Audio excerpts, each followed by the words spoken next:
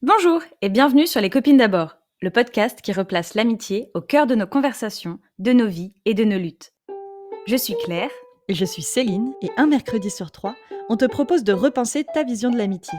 Dans chaque épisode, on échange autour d'un thème qui impacte d'une manière ou d'une autre nos amitiés pour tenter de se défaire des réflexes qui nous font reléguer ces relations au second plan dans nos vies. Car on sait qu'elles sont nécessaires et ont le pouvoir de changer la société grâce à la force et à la joie qu'elles contiennent. Il est donc temps que nos amours amicales prennent enfin plus de place.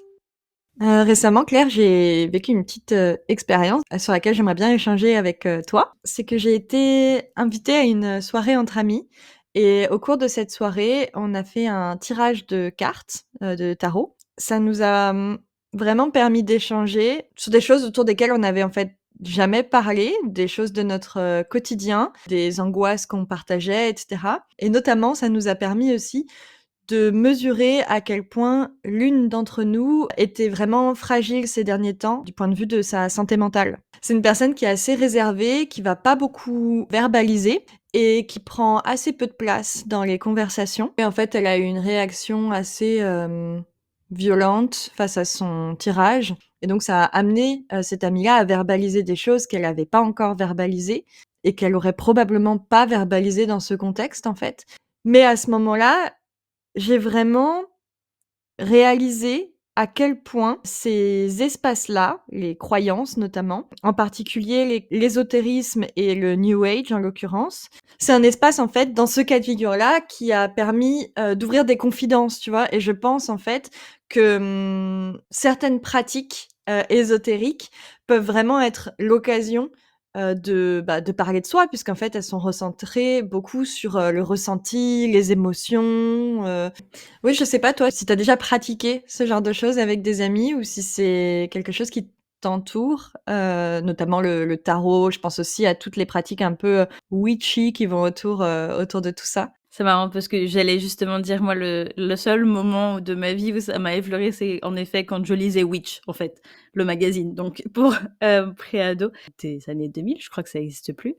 Mais du coup, il y avait justement tout ce côté un peu, c'est ni paranormal ni surnaturel, mais oui, ésotérique, un peu genre des histoires de fées, de machins, d'énergie. Et je pense qu'à ce moment-là, peut-être qu'avec des copines, on a dû essayer de se tirer les cartes, mais on savait pas faire. Il y avait vraiment pas du tout cette dimension que tu évoques dans ton récit. Et donc, du coup, je pense qu'à part donc ces moments-là, j'ai jamais vécu de moments comme ça. Cela dit, il faut aussi quand même dire que je suis très peu entourée de personnes qui sont spirituelles, quelque manière que ce soit. Et moi-même, je suis vraiment pas du tout spirituelle, ce qui ne veut pas dire que je n'ai pas d'intérêt pour ce domaine-là, mais que je le pratique pas, que ça rythme pas mon quotidien et du coup, ben, proportionnellement, ça réduit les possibilités de vivre ce genre d'expérience. Voilà, ce que tu me disais sur le magazine Witch, ça me fait penser, moi j'ai pas pratiqué une quelconque forme d'ésotérisme ou je ne sais quoi en lien avec mes lectures quand j'étais enfant. Mais par contre, il y avait quand même des formes d'ésotérisme qui m'accompagnaient, au sens où j'adorais me faire peur quand j'étais petite, comme beaucoup d'enfants. J'adorais vraiment me faire peur, j'adorais les histoires d'horreur, j'adorais raconter des histoires d'horreur aussi à mes amis. Je passais pas mal de temps à chercher des histoires de fantômes et aussi, je tombais parfois sur des pratiques du type Ouija et compagnie, tu vois. Et j'ai fait ce genre de choses avec mes amis. Je sais pas si c'est générationnel, mais je crois quand même que ça fait un peu partie de nos amitiés d'enfance, tu vois? La question de parler aux fantômes, du Ouija, des esprits. Ouais, les esprits, genre, moi, ce que tu dis là, ça me fait vraiment penser à un anniversaire où on a joué à Esprit es-tu là? Je sais pas Oui, si vous connaissez le concept, mais moi, ça, je connaissais pas et ça a vraiment super bien marché sur moi au début. Donc oui, enfin, il y a un peu cet attrait de toutes les choses qu'on ne connaît pas, qu'on ne maîtrise pas et puis que je veux dire un on vraiment très global, y compris les adultes ne maîtrisent pas ça. Personne n'a de maîtrise là-dessus. Je ouais. pense qu'en tant qu'enfant, ça doit être assez attirant. Et moi, je crois, en fait, que ces expériences-là nourrissent mon positionnement vis-à-vis des croyances, en particulier des croyances, New Age. D'ailleurs, ça me fait penser qu'on a utilisé le mot plusieurs fois déjà depuis le début de cet épisode. Donc peut-être que ça vaut, la peine de le définir. Donc, le New Age, c'est en fait un courant spirituel contemporain qui date de la deuxième moitié du XXe siècle et derrière lequel on met tout un tas de choses. Mais, la définition la plus large, c'est, une approche individuelle, voire individualiste, des spiritualités. Donc une manière de se réapproprier certaines spiritualités, de les sortir parfois de leur concept, de les transformer parfois en pseudo-sciences ou d'autres fois tout simplement qu'elles nous accompagnent dans notre quotidien, mais qu'elles sont sorties d'un contexte, spirituel plus large, par exemple, des sociétés dans laquelle elles ont été fondées.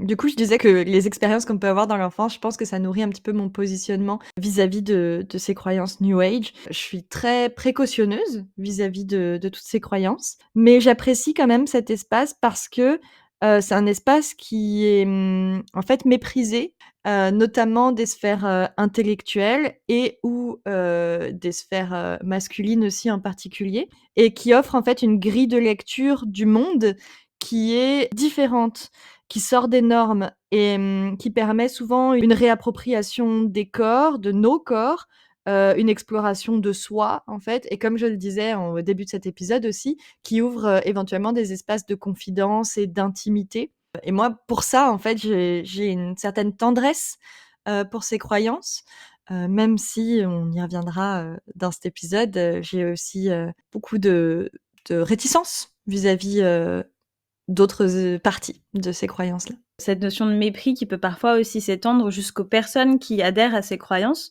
où, on se dit: «Mais enfin, elles sont stupides de croire à un truc pareil», donc vraiment l'absence de respect la plus totale et c'est jamais la réponse à rien du tout en général, de partir de ce postulat-là. Donc il est évident que nous, on prône le respect.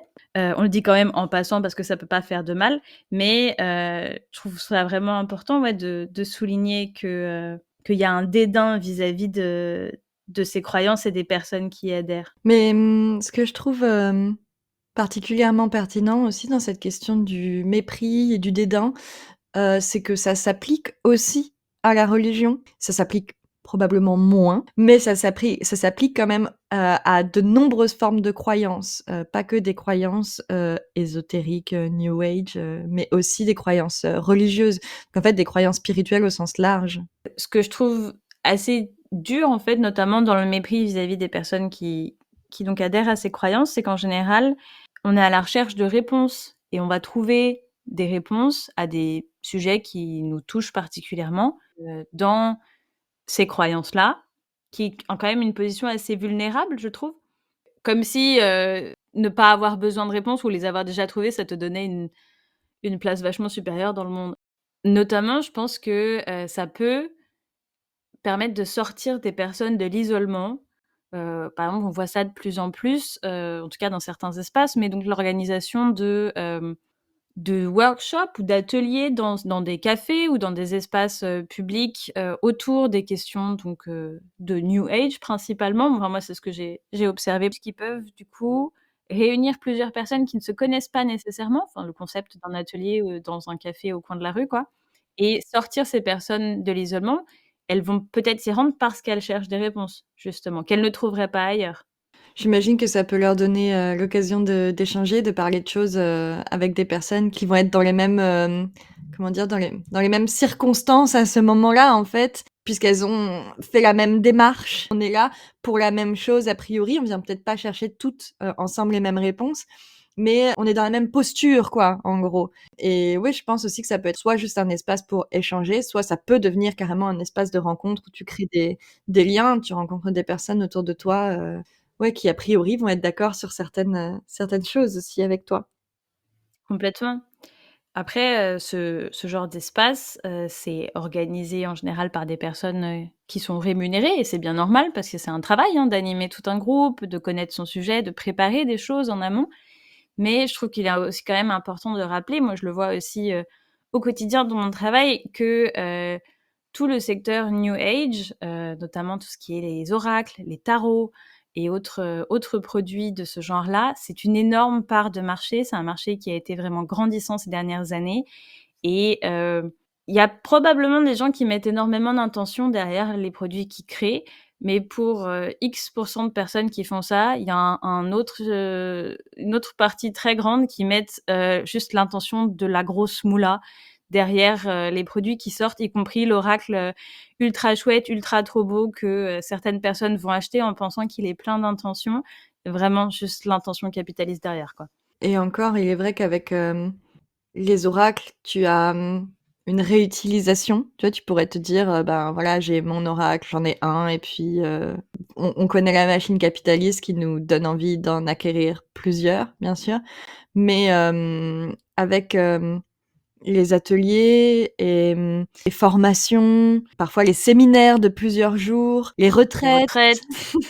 Là, ça me freine quand même beaucoup plus parce que c'est des événements qui vont nourrir le besoin de se rendre à plus d'événements, en fait. C'est-à-dire qu'en général, un atelier, un moment d'échange, une retraite, c'est rarement un one shot que tu fais dans ta vie une seule fois, cette expérience-là, et puis tu la réitères plus. Je dis pas que c'est toujours le cas, mais a priori, pour que la machine, elle fonctionne, pour que le marché de la personne qui te propose ça fonctionne, bah, on va souvent te vendre l'envie d'y retourner, de creuser plus, d'aller approfondir tout ça. On va te fidéliser, en fait. Et moi, je disais tout à l'heure que bah, c'est un espace que j'apprécie parce qu'il est un petit peu hors certains circuits. Il est clairement pas en dehors du capitalisme. Et à partir du moment où on pense à des courants coûteux, qui impliquent des spécialisations, des formations. On commence à essayer de te convaincre du fait que la personne qui est en face de toi est la seule apte à te transmettre cela. Bah là, ouais, mes réticences sont quand même vraiment plus grandes, quoi. Quand on parle avec des absolus, c'est souvent, en général, un mauvais démarrage. On va résumer ça comme ça. Ça invite à de la précaution et de la prudence, mais je suis tout à fait d'accord avec toi que acheter 1, 2, 3, même 4 oracles si tu en as envie, c'est assez inoffensif, notamment parce que tu fais pas un échange direct avec la personne qui a fait l'oracle en général. Tandis que dans une retraite ou dans une formation, tu as un interlocuteur, une interlocutrice directe avec laquelle tu peux échanger et approfondir les échanges, tout ça, quoi. T'as déjà eu des cas autour de toi, dans tes amitiés, où le New Age a pris peut-être beaucoup de place, ça a pu t'inquiéter? Et comment tu réagis vis-à-vis de ça? C'est quoi ta politique? Oui, mais j'ai un cas où le New Age prend quand même pas mal de place. OK. On va être honnête, plus de place que ce que je ne souhaiterais. Mais c'est important pour la personne en question. Alors, je laisse de l'espace tant que ça me heurte pas à moi. Et on y reviendra, même si, bon, même si ça me heurte, bref. Mais oui, j'ai une relation dans laquelle ça prend beaucoup d'espace. Ça peut être parfois un petit peu compliqué à naviguer pour moi, du coup, qui ne suis pas spirituelle et qui n'adhère pas à tout ça. Je sais pas, toi, t'en as d'autres? Du coup, par exemple, l'amie qui a fait là le tirage. Est-ce qu'elle fait que des tirages? Désolée, je vais pas la cibler elle, mais Ben moi, j'ai pas mal de personnes dans mon entourage qui sont plus ou moins versées dans plusieurs courants New Age. Certains qui sont vraiment assez organisés, qui peuvent être surveillés parfois, notamment par la Mivilude. J'ai pas tellement de problèmes avec le fait de parler de ces choses-là avec mes amis, parce que je perçois dans ces courants-là qui leur font du bien, des formes de croyances. Donc de la même manière qu'elle me parle de ça et que je suis OK avec le fait qu'elle me parle de ça, j'accepterais qu'elle me parle aussi, je sais pas moi, de leur pratique, d'une religion ou d'une autre, tu vois? Par contre, j'estime qu'en retour, on doit, respecter aussi mes non-croyances. Donc j'ai une assez grande tolérance, que j'évoquais sur ces croyances New Age. Certaines me plaisent, d'autres moins. Mais j'ai aussi vraiment des no-go, des choses dont il faut pas me parler et dont je peux pas entendre parler, notamment à cause d'expériences, douloureuses, à ce sujet-là. Et il m'est arrivé une fois que 2 de mes amis, commencent à parler d'un de ces sujets qui, moi, me crispe complètement. Et elles ont très vite vu ma crispation, notamment parce que j'ai eu une réaction qui était aussi assez violente en termes de communication non verbale. Je pense que ça s'est assez vite vu, que je commence à bafouiller, on voit que je suis réticente à parler de tout ça. et elles ont assez rapidement changé de sujet. Et ça, tu vois, je trouve que c'est aussi une preuve de grand respect, en fait. La non-croyance, c'est aussi une forme de croyance. Et je pense que, oui, le respect part aussi dans ce sens-là, tu vois. C'est quelque chose qui est important pour moi. Ouais, je comprends. Et je sais aussi, par exemple, que parfois, il y a certains aspects de certains mouvements ou certaines choses qui risquent de me courir un petit peu sur le haricot, pour le dire poliment. Et ben, qu'il peut être un peu judicieux de réfléchir à qui est-ce que je vais en parler. Parce que, par exemple, j'ai quelques amis qui sont spirituels et bah, ça apporterait pas grand-chose d'aller vider mon sac auprès d'elles parce que c'est un peu gratuit, c'est pas forcément, parfois c'est de la critique aussi, juste un peu parce que j'en ai ras la pastèque. Ça pourrait un peu passer pour un manque de respect de leurs croyances, ce qui est pas du tout le but premier de vider mon sac. Moi, si je veux vider mon sac, c'est juste que j'en ai gros sur la patate pour rester dans les métaphores alimentaires. Mais donc du coup, pour moi, c'est aussi un peu une histoire de respect que de choisir son interlocuteur ou son interlocutrice selon ce qu'on a envie de dire vis-à-vis de tout ça. Que ce soit discuter d'un super truc qui nous apporte énormément de choses, ou que ce soit critiquer parce que on voit des choses qui nous plaisent moins, quoi.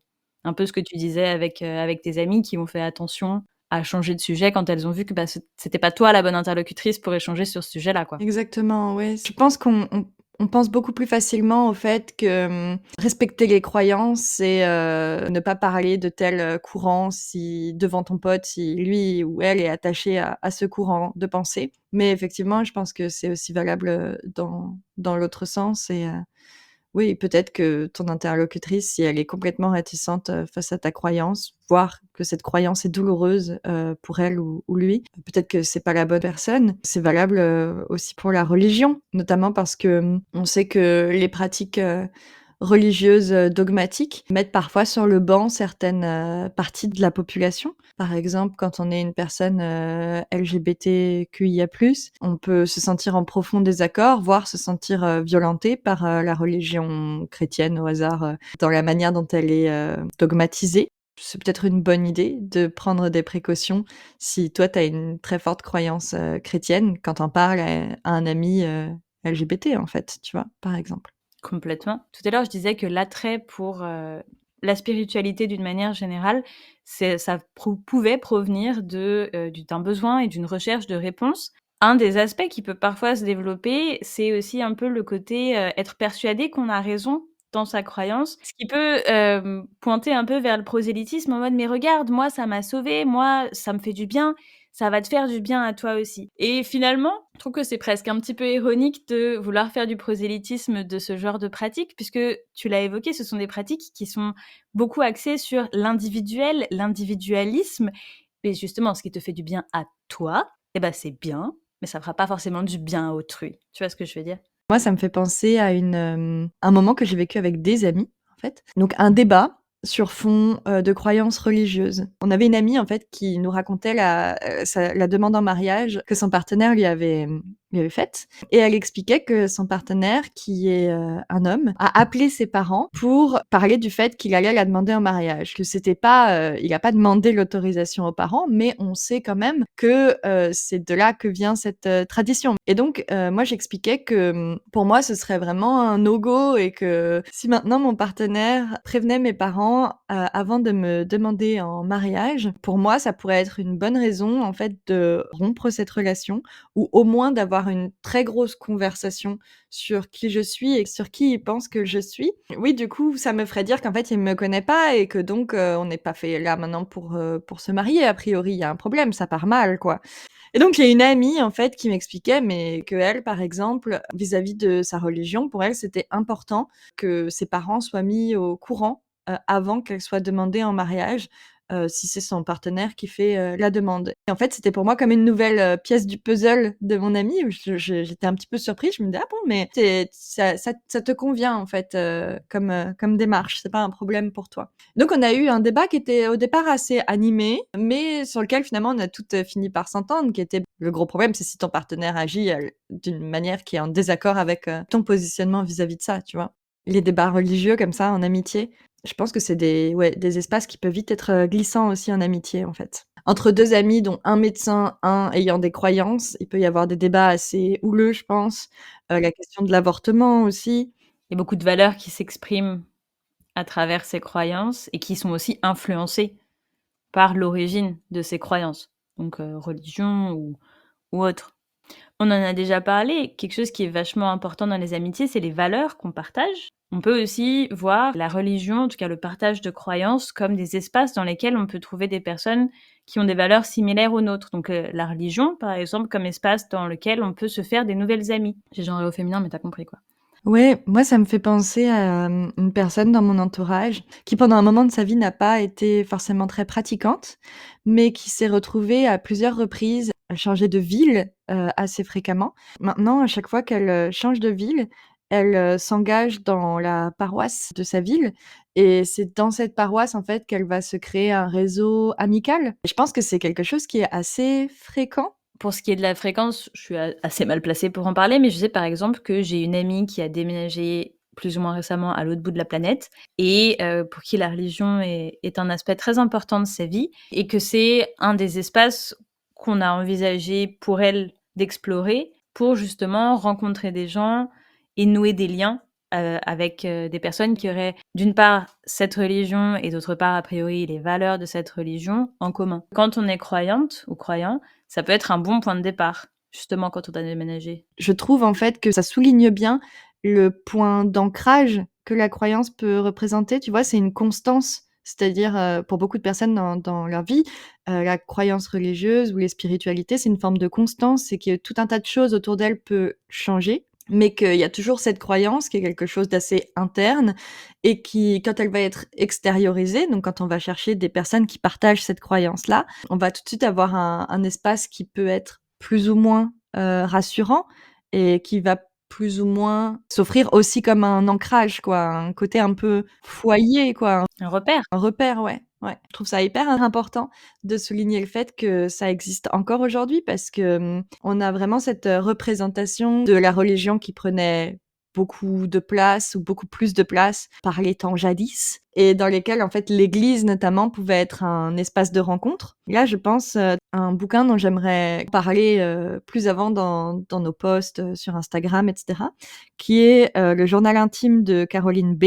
qui est en fait un journal d'une jeune fille du 19e siècle qui a été trouvée dans une brocante assez récemment et qui a été publié par l'historienne Michèle Perrault, de ce que j'en ai lu pour le moment. Ce journal intime est assez intéressant parce qu'il donne vraiment un aperçu de la manière dont les amitiés s'inscrivaient dans le quotidien de cette jeune femme, donc Caroline B, qui est une jeune Parisienne qui est en train d'arriver à l'âge adulte et pour qui visiblement l'amitié avait une grande importance. Elle raconte notamment, la tristesse qu'elle ressent en voyant ses amis se marier et s'éloigner d'elle, mais aussi elle parle de la religion et des amitiés qu'elle noue au sein de l'Église, qui est vraiment un espace pour elle de socialisation. Moi, la religion a pris un petit peu d'espace, dans mon enfance en particulier, mais je me demandais ce qu'il en était, te concernant, Claire? Moi, la religion a quand même pris une part assez petite, mais assez importante. Dans mon enfance, j'avais une grand-mère qui était très religieuse, vraiment très religieuse. Mais c'était par contre le seul aspect religieux de la totalité de ma famille. Donc petit, mais puissant, sans que ce soit lié, je tiens à le dire. J'ai aussi été scout pendant 4 ans, 3 ans, je ne sais pas, quelque chose de cet ordre-là. Oui, donc moi j'étais pas éclaireuse, donc éclaireur, éclaireuse de France qui partagent les valeurs du scoutisme mais sans l'aspect religieux. Moi j'étais vraiment, scout quoi. J'étais louvette, donc c'était avant le collège. Mais l'aspect religieux m'importait peu et d'ailleurs, je suis quasiment jamais allée, aux messes et aux célébrations puisque j'avais un petit passe-droit, une autorisation de la part de mes parents. En revanche, il y a quand même un moment où j'ai été poussée par, je pense, l'influence du groupe et une envie de m'intégrer et vraiment 300%, je n'ai rien écouté, je ne sais pas ce que je fais là, je ne sais pas ce qui se passe. Mais où du coup, j'ai vu tout le monde se lever pour aller chercher l'hostie. Je n'ai pas d'éducation religieuse puisque, comme je l'ai dit, je n'allais à aucune célébration. Je n'ai donc aucune idée de ce qui est en train de se passer. Moi, je vois juste tout le groupe, la totalité de ma meute, car c'est comme ça que ça s'appelle, qui se lève. Qu'est-ce que je fais? J'y vais aussi. Donc, je suis allée aussi manger l'hostie, alors que je suis pas baptisée et rien. Mais juste, je voulais m'intégrer. Je voulais pas, je voulais pas être la seule Kekita qui reste assise sur son banc. Donc, j'ai mangé l'hostie sans être baptisée. Voilà. Mais c'est à peu près, tout en ce qui concerne, la place de la religion dans mon enfance. J'ai jamais été au catéchisme alors que pourtant, dans ma scolarité, Dieu sait qu'il y avait eu des occasions. Dans ton expérience du scoutisme, il y a pas eu des moments où, la foi ou la pratique, de la foi qui t'entourait je sais pas, t'a mis dans des situations autres que cette, hostie, qui te faisait dire que tu étais pas forcément à ta place ou que tu comprenais pas trop ou que tu étais pas d'accord avec ce qui t'entourait? Sans forcément être en désaccord, genre je me souviens pas être vraiment dans l'opposition. Je crois que c'était plutôt assez détaché en mode: «Bah, c'est cool si ça vous plaît, mais juste moi ça me parle pas en fait» et ça m'a jamais parlé et je voyais plus sincèrement en plus donc on parle pré-collège. Donc vraiment encore enfant, moi je voyais plus ça comme un obstacle au gâteau et à s'amuser qui pour moi représentait la raison d'être au scout à l'époque. C'était plus un manque d'intérêt de ma part. On t'avait prévenu que c'était un courant religieux? Je crois que oui, peut-être, mais comme j'ai dit, il y a beaucoup de trucs flous et puis surtout la raison pour laquelle j'ai voulu être, scout, c'était absolument pas la religion. C'est parce que j'avais vu qu'on pouvait faire des activités sympas, comme par exemple faire son propre arc, et surtout à l'époque et d'ailleurs jusqu'à très tard en fait, jusqu'à ce que je sois majeure, je savais pas qu'il existait une version laïque des scouts. Tu y es pas allée parce que tu avais une amie, qui était déjà là, si? Non, je connaissais personne, je me suis fait des bonnes amies, sur, place. Vous êtes toujours en contact? Le monde veut savoir. Alors non, mais c'était assez drôle, je me suis fait des bonnes amies avec lesquelles j'ai fini par perdre contact, mais en fait, finalement, dans mon pool de de louvettes là et de louveteaux, on est en primaire, on est certes en deuxième moitié de primaire, mais on n'est pas cool. Par contre après, au collège et au lycée, j'ai retrouvé des personnes qui étaient donc particulièrement des meufs qui étaient dans ma meute. Et alors là, tout de suite, elles étaient devenues tellement cool, populaires. Et j'avoue que moi, je gardais un petit peu cette petite disquette en me disant, je sais que tu as été scout, j'ai des photos de toi dans ton duvet, je pourrais ruiner ta réputation. Je n'en ai jamais rien fait, mais ça me tenait chaud l'hiver d'avoir cette pensée. Et on te comprend. Voilà. Et toi, du coup, quel a été ton rapport à la religion en grandissant? Toi, tu viens d'Alsace. Ouais. Et est-ce que c'est pas une région où la religion, elle prend quand même un peu de place? Tout à fait. D'ailleurs, ce que tu dis sur, la volonté de s'intégrer qui va pousser, vers une forme d'éducation religieuse ou vers une expérience religieuse, ça me parle, beaucoup puisque l'Alsace a été à un moment donné allemande, puis est redevenue française. Il subsiste certaines, exceptions qui ont pour la plupart à voir avec, la religion, 1 ou 2 jours fériés en plus, et notamment, de l'éducation religieuse qui peut avoir lieu au sein de l'école. Cette éducation religieuse, elle est, chrétienne, catholique plus précisément. Donc dans les écoles primaires, je sais pas si c'est toujours le cas, mais moi c'était ma situation quand, j'étais enfant, donc il y a une bonne vingtaine d'années de ça, puisque personnel scolaire est quand même, laïque, hein. Donc il y a un intervenant extérieur qui se rend dans les écoles pour donner un cours de catéchèse. On peut très facilement demander une exemption de ces cours-là, donc les parents peuvent très, très facilement juste écrire un petit mot pour demander que leur enfant n'assiste pas à ces cours. Mais moi, à mon époque, toute la classe y participait, sauf 1 ou 2 personnes. Et moi, mes parents, je me souviens, m'avaient demandé si je voulais assister à ces cours-là. J'avais tout de suite dit que, bah, oui, toute la classe y va. Enfin, en fait, j'étais même surprise qu'on me pose la question. Et donc il y avait un petit peu cette idée d'être là pour faire comme les copines, être avec les copines. C'était en cours dans la classe, donc on profitait pas, d'avoir ses copines autour de soi, quoi. Ça restait très formel et très unidirectionnel. Il y avait un petit peu plus d'échanges de questions-réponses et cetera que dans d'autres, cours, mais on n'était pas dans des débats ou des conversations sur la spiritualité, c'était plutôt de l'enseignement de la Bible, en fait.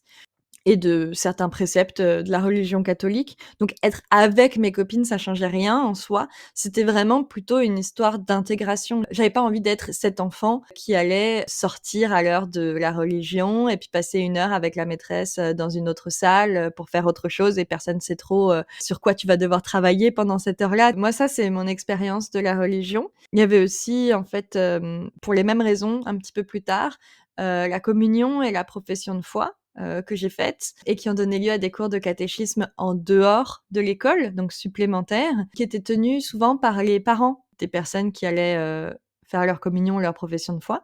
Ces parents qui étaient pas forcément, croyants, mais qui animait, en suivant un petit cahier quoi, un petit cahier d'exercices et ça, je garde des super bons souvenirs des temps de catéchisme parce que c'était, une manière de voir un groupe souvent plus ou moins constitué d'amis et ça permettait de créer du lien autrement que dans la classe, autrement que dans la cour de récré et c'était souvent des temps de discussion, en fait.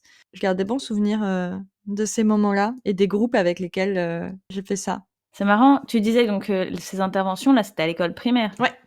Moi, j'ai été dans des établissements qui prodiguaient, des cours de caté. Au collège et au lycée, j'imagine que ça a à voir avec, l'âge qu'on avait. Mais vraiment, nous, c'était complètement inversé. Genre, tu avais pas envie d'être la personne qui allait à ces cours. Tu vois? C'était lame, c'était la honte d'aller à ces cours. Alors que pourtant, on était dans des établissements où, a priori, si nos parents nous avaient envoyés là, c'est parce que cet aspect-là, il était important pour eux. Mais en vrai, il y avait assez peu de personnes qui y allaient et ça ne te faisait pas gagner en popularité que d'y assister. Ouais, mais ça, tu vois, c'est drôle. Moi, j'ai demandé une dispense au collège pour ne pas assister aux cours de religion. Pourtant, j'avais quelques copines qui y assistaient et j'ai quand même vraiment hésité à un moment donné parce que je les adorais et qu'il y avait ce truc un peu de, ben, c'est plus de temps ensemble. J'avais aussi un petit peu au fond de moi ce côté lame mais on revient du coup, au jugement dont on parlait, en début d'épisode, cette forme de mépris un petit peu. Ouais, moi, je trouvais ça un peu craignos, quoi. Ouais, d'autant plus que je pense que, il y a souvent une image assez superficielle qui est donnée de toutes les religions et que dans le cas présent, donc moi, c'était à la religion, catholique, parce qu'à l'époque, c'était pas vendu comme un truc sexy, quoi. Mmh. Donc, tu tout de suite ça convoque, des images un peu clichés qui te donnent pas envie, en fait, quand tu es ado et que tout ce qui t'importe, c'est, le regard des autres et t'intégrer. Ouais, moi, ça me fait penser là, ce que tu dis à, un phénomène que j'ai pu voir récemment sur, les réseaux sociaux et en particulier sur Instagram. On sait qu'il y a une très forte augmentation ces temps-ci de l'antisémitisme et je suis plusieurs, personnes qui parlent de sujets divers et variés et qui s'avèrent être de confession juive. C'est pas le sujet qu'elles abordent, en priorité sur leur compte, mais évidemment, ben, quand tu as une montée de l'antisémitisme, c'est un sujet qu'elles abordent de plus en plus. J'ai remarqué ce phénomène, grandissant de, proposer sur leur compte des espaces, des repas ou des moments de célébration, donc ouverts aux personnes de confession juive qui les suivent pour se trouver des espaces, safe, et puis des espaces qui, moi, me font penser à une forme de resexisation de la croyance ou bien de la pratique. Parce qu'on sait que la pratique et la croyance, c'est 2 choses qui peuvent être totalement détachées. Mais je crois du coup que, ça permet vraiment à des cercles amicaux aussi de se créer autour, de la religion et c'est vraiment à l'opposé presque de ce qu'on était en train de raconter, de cet effet de repoussoir qu'on avait, au collège, sur, ouais, sur la religion qui paraît pas du tout sexy, que même si tu as des amis qui sont dedans, tu as pas du tout envie et tu préfères t'en éloigner. Et là, je parlais du fait que, la religion a fait partie de mon enfance, mais moi, je me rends compte aujourd'hui en faisant le point qu'elle a entièrement quitté, mes conversations dans mes amitiés à l'âge adulte. C'est un sujet dont je parle plus du tout avec mes amis et c'est pas très important en soi pour moi, mais je ne sais même pas où mes amis en sont dans leurs croyances ou dans leurs, pratiques. Je sais pas si toi tu as observé ça, Alors moi, c'est un peu l'inverse. Bon, c'est aussi, je pense aussi sincèrement que le fait que j'habite en Allemagne joue énormément parce que pour celles et ceux qui ne le savent pas, en Allemagne, il y a des cours de religion. On peut être exempté, mais par contre, ce sur quoi tu vas travailler si tu as pas, cours de religion, ça va être, une espèce de cours de philosophie. Donc ils ont un rapport, en grandissant, à la religion qui est quand même assez différent du nôtre et donc par exemple, dans les rencontres que j'ai pu faire ici, et ben ça arrivait beaucoup plus que la religion soit évoquée parce qu'on parlait justement de ça. J'ai, étonnamment, beaucoup de collègues qui font le carême. Alors après, toutes mesures gardées, car avant on était à 0 et aujourd'hui on est peut-être à 2 ce qui n'est pas non plus. de place dans tes amitiés, tu veux dire? Ouais, ouais, c'est dans mes relations de manière générale, c'est pas non plus une révolution, formidable, quoi. La vie a aussi fait que, ben, je me suis entourée de personnes qui s'avèrent être spirituelles, voire religieuses. Ce sont des personnes que j'aime et que je respecte et donc du coup, j'ai aussi envie de leur donner, un espace pour en parler si elles le souhaitent. Donc ça arrive plus et ça arrive avec beaucoup plus de bienveillance, du coup, que le jugement dont on parlait, qui était, présent à l'adolescence, quoi. Tu viens de parler des personnes qui t'entourent et que tu aimes et de leur rapport à la religion. Ça me fait penser à quelque chose que tu m'as dit en off. C'est, l'intérêt qu'on peut porter à la religion de nos amis comme une manière de soigner ses amitiés? Tu veux bien nous en dire plus? Tout à fait. Je parlais justement de ce sujet-là avec une de mes amies qui est spirituelle. Elle m'expliquait que quelque chose qui la touche beaucoup, c'est, pas nécessairement de partager sa religion avec, des amis, en tout cas pas de partager la pratique, mais c'est l'attention en fait que ses amis peuvent porter. Donc par exemple, ne pas lui proposer d'aller faire un pique-nique ou une raclette en plein milieu du ramadan. Genre avoir en tête que en ce moment c'est le ramadan et que du coup, elle, ça prend de la place dans son quotidien ou justement lui souhaiter un bon ramadan, ce genre de choses. Garder en tête que, même si pour nous c'est pas forcément présent au quotidien, comme c'est important pour ces personnes, qui nous entourent, les personnes qui sont religieuses et apporter, du soin, de l'attention, quoi. Moi, j'étais en train de me dire que si je prends l'exemple d'une fête religieuse, d'une religion que je ne pratique pas et avec laquelle j'ai pas de contact, direct ou de connaissance directe, je sais pas si j'oserais, souhaiter cette fête à une amie qui est de cette confession-là, parce que j'aurais peur d'entrer un peu trop dans son intimité ou que ça se fasse pas parce que c'est pas ma confession ou je ne sais quoi. Mais je pense aussi, en t'écoutant, j'étais en train de me dire que c'était tout simplement quelque chose qui se demande, très facilement aussi. Ben, j'ai envie de te souhaiter ça, est-ce que ça se fait? Moi, si elle me l'avait pas dit, je me serais pas forcément dit: «Ah bah tiens, je vais lui souhaiter cette fête» et de la même manière que si je rencontre quelqu'un qui est, d'une certaine confession et que je sais qu'il y a une fête importante qui arrive, si on se connaît pas ou pas assez bien, probablement que je j'irai pas non plus lui souhaiter, bonne fête. Mais je pense qu'en effet, c'est quelque chose qui peut se demander et puis, juste s'intéresser, dire: «Ah j'ai vu qu'il y a telle fête bientôt. Qu'est-ce que ça veut dire pour toi? Est-ce que vous faites quelque chose? Est-ce que tu fais quelque chose? Enfin, comment est-ce que je peux te soutenir là-dedans?» Je pense que ça peut être aussi une source vraiment assez riche de connaissances et puis aussi d'exploration de ce qui peut nous convenir à nous. Et là, je pense à un souvenir ancien. Quand j'étais assez jeune, je pense aussi j'étais au CE2, j'ai eu une conversation avec une amie. Je me souviens pas de la conversation dans le détail, simplement que je lui faisais part de quelque chose que je voulais vraiment très fort. Je me souviens plus du tout de quoi, mais je disais que je voulais très, très fort ça. Elle m'avait répondu: «Quand je veux vraiment très fort quelque chose, je prie». Alors, la conversation suivante, est à prendre dans toute, la naïveté de l'enfance. La candeur. Et donc elle m'avait appris à prier, alors que c'est quand même marrant puisque j'ai parlé du fait que j'avais eu des cours, de caté, hein, et elle m'avait appris vraiment une petite formule. Elle m'a dit: «Bah, voilà, moi, c'est ça que je récite». À la fin, elle m'avait appris à dire: «S'il te plaît, merci Seigneur Dieu». C'est trop mignon! Et je me souviens lui avoir demandé si on pouvait demander tout ce qu'on voulait. Et elle m'avait dit: «Oui, oui, tu peux demander ce que tu veux, c'est pas sûr que ça marche, mais tu peux demander ce que tu veux». Et ça m'a suivie pendant, je pense, probablement bien 2 ans de ma vie où, quand j'avais besoin d'un truc quand j'avais besoin d'un truc, je priais pour voir si ça marchait. Bon, c'est une personne avec laquelle je suis toujours en contact. On n'a plus jamais parlé de religion, à part à ce moment-là. J'aimerais bien échanger un jour sur ce souvenir avec elle parce que, pour moi, il est assez fondateur de notre amitié parce qu'à ce moment-là, ça a créé une intimité, en fait, entre nous, vraiment. Ouais, je trouve ça tellement mignon. Mais aussi parce que genre, c'était sa manière à elle de t'aider, quoi. Genre, Oui, je te partage un truc pour t'aider à atteindre ce que tu souhaites. une solution incroyable. Tout à l'heure, on a évoqué le fait que chez toi et chez moi, finalement, ce sujet de conversation, il a pas évolué de la même manière. C'est-à-dire que chez toi, il a un peu disparu du paysage des conversations, tandis que chez moi, il est apparu. Ça me fait penser au fait que, finalement, pouvoir en parler dans les relations, ça peut être aussi une manière un peu de prendre la température de où en est mon ami vis-à-vis de ses croyances. Parce que c'est malheureux, mais il faut en parler car c'est aussi un véritable aspect notamment des croyances New Age, mais aussi de certains aspects religieux, qui est donc le côté, les dérives, en fait, qui peuvent naître de toutes ces croyances. Moi, j'ai dans mon entourage plusieurs personnes, notamment qui m'ont raconté avoir des amis qui se sont, radicalisés. Donc là, je parle sur le plan, religieux, je parle pas de spiritualité, plus large, dans le New Age, mais on pourrait quand même j'ai abordé quand même déjà tout à l'heure, des pentes, glissantes. Dans tous les cas que j'ai pu rencontrer, ce sont des proches ou des amis qui ont,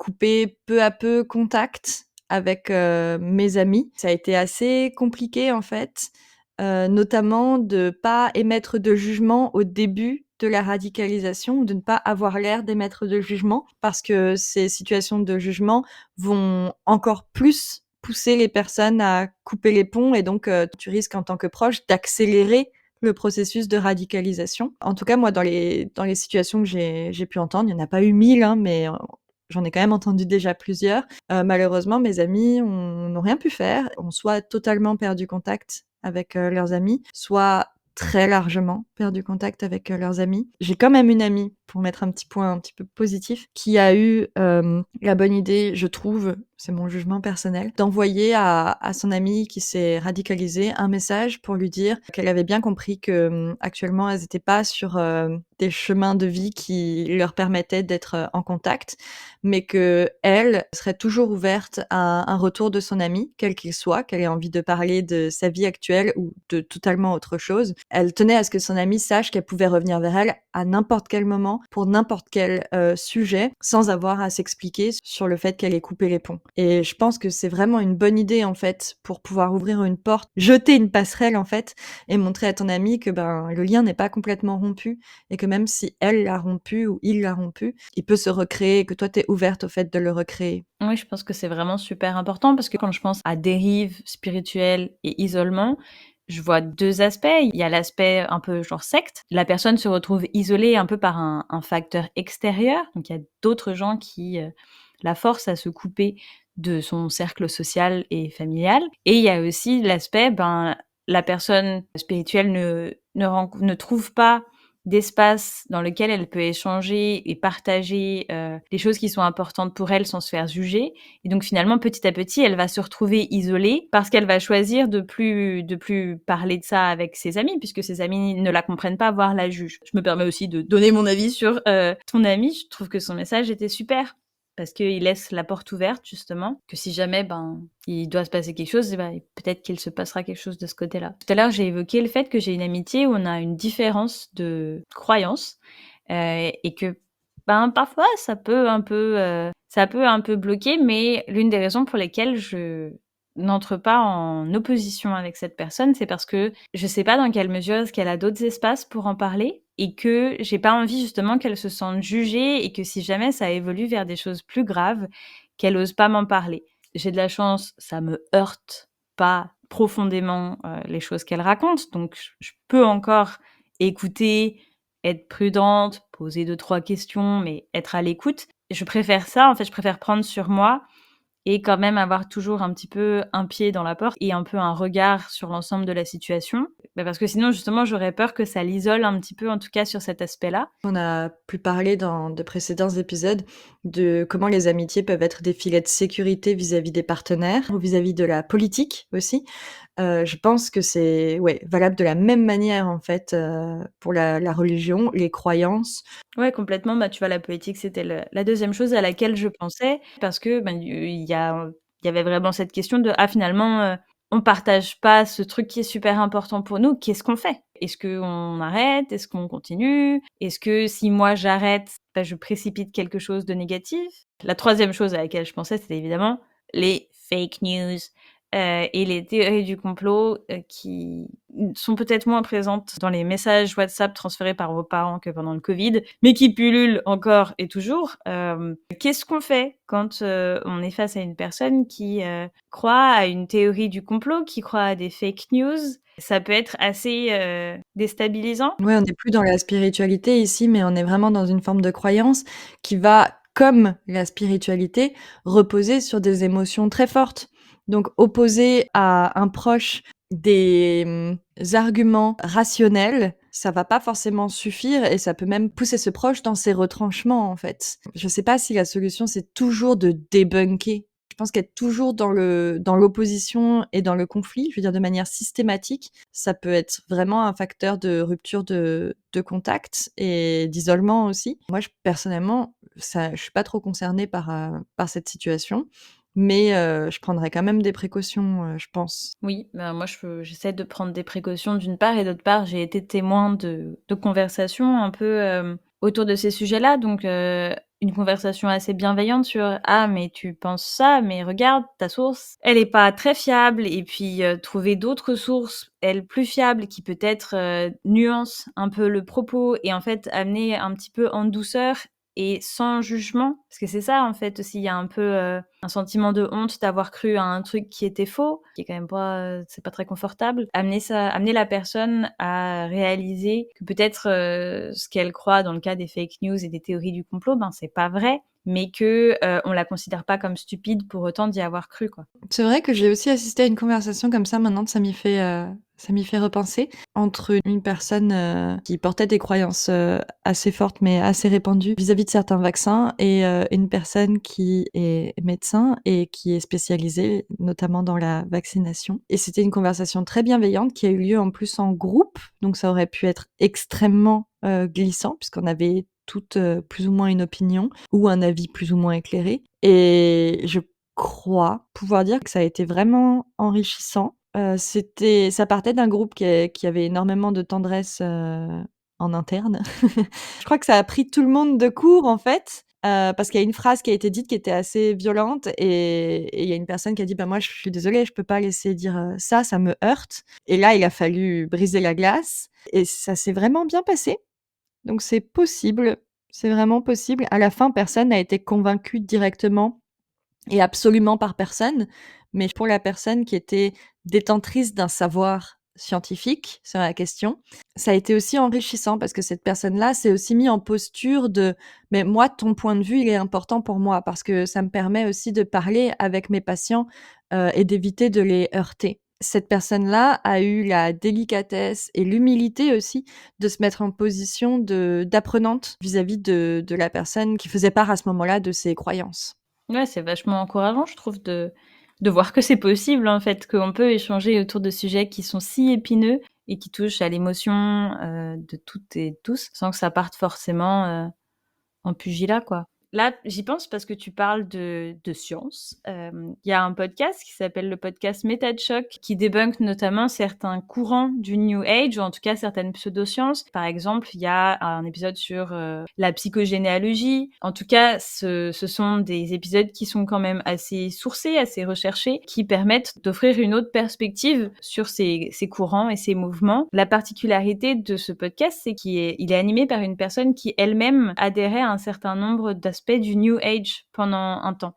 Donc, elle offre une perspective assez différente. Elle se pose pas comme une personne qui a jamais adhéré à tout ça et qui, du coup, se croit mieux que les autres. En revanche, ce qui est sûr, c'est que c'est une approche très scientifique de tous ces mouvements, que ça peut peut-être ne pas forcément correspondre à tout le monde. Je viens de googler en soum soum et l'hôte de ce podcast s'appelle Elisabeth Fetty. On en a parlé toutes les deux, mais je crois que c'est un podcast qui est accusé parfois de scientisme. Et en gros, le scientisme, c'est l'attitude qui fait considérer, en somme, que la science expérimentale, c'est la seule source fiable de savoir sur le monde.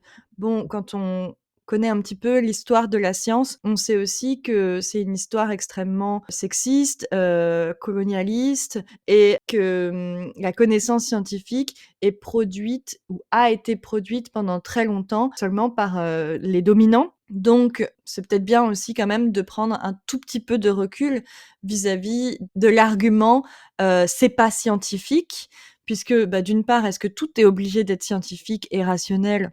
Peut-être pas. Et d'autre part, tout ce qui est scientifique et rationnel n'est pas par essence bon et tout ce qui ne l'est pas n'est pas par essence mauvais. Donc je pense que c'est une des raisons pour lesquelles ce podcast a été accusé de scientisme. Mais c'est vrai que moi personnellement, quand j'ai des proches qui me parlent d'un courant New Age ou d'une croyance qu'elles ont, qu'elles pratiquent, je vais souvent écouter l'épisode en lien, mais surtout en fait pour savoir quelles sont les dérives possibles. Pour moi, c'est important de me documenter sur les dérives possibles, où est-ce que ça peut mener mes proches, pour me donner les clés de qu'est-ce qui risque d'arriver et quels peuvent être les indices dans leur parcours qu'elles sont en train de tomber dans des dérives.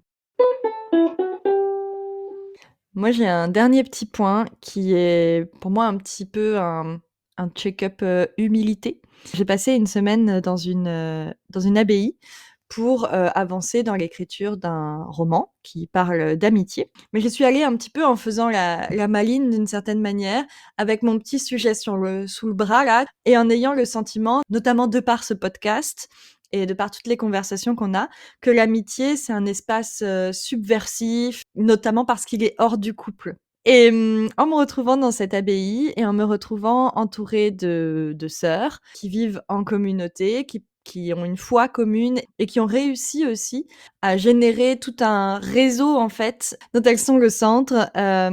Donc un réseau de je sais pas, de civils, est-ce qu'on peut dire ça? Pardon si si c'est pas le bon mot, mais bref, de quidam qui viennent travailler aussi autour de cette abbaye et bon, je me suis rendu compte en fait, qu'on est bien mignon avec, notre amitié, laïque et puis, nos valeurs, amicales et cetera, mais qu'en soi, on n'a rien inventé en fait, notamment avec, le concept de la sororité, la douche froide, puisque en faisant quelques recherches, j'ai appris que le concept de sororité tel qu'on le pratique, actuellement a un lien avec, la religion.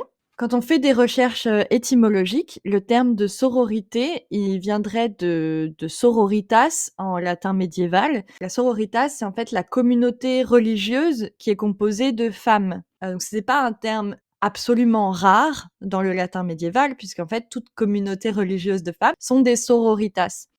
Et en fait, en 1546, dans le tiers-livre, dans le chapitre 27 si vous voulez aller voir, Rabelais, qui est un petit peu le roi du néologisme, a réutilisé ce terme-là pour l'appliquer à une communauté de femmes qui a un lien, mais qui n'est pas nécessairement religieux. Et donc ce terme-là, ensuite, a été pas mal, perdu et il a été redéterré dans les années, 1920 autour du scoutisme. Donc le terme de sororité est ensuite ressorti dans la vague, féministe des années 70. Mais je trouve ça assez intéressant quand même, comme petite piqûre de rappel, tu vois? Même si selon moi la sororité ne dépend pas d'une amitié, elle doit dépasser justement les amitiés et les inimitiés. Les choses qui peuvent, représenter des obstacles aux amitiés, par exemple, les réflexes de rivalité. Mais je trouve ça intéressant que ce terme-là qui peut être un socle, à certaines, amitiés, nous vienne en fait d'une tradition religieuse.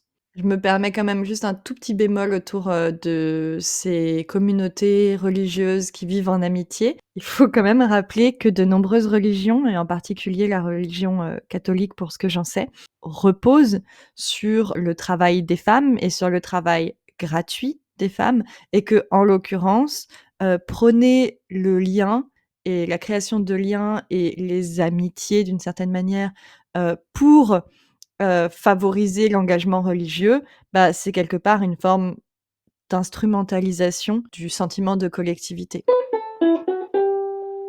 Les copines d'abord, c'est fini pour aujourd'hui. Si notre travail te plaît et que tu crois aussi que l'amitié peut insuffler de la force dans nos quotidiens, La meilleure manière de nous soutenir, c'est de laisser 5 étoiles et un avis, de nous suivre sur Instagram @lescopinesdabord.podcast et surtout de l'envoyer à l'amie à laquelle tu as pensé en écoutant cet épisode.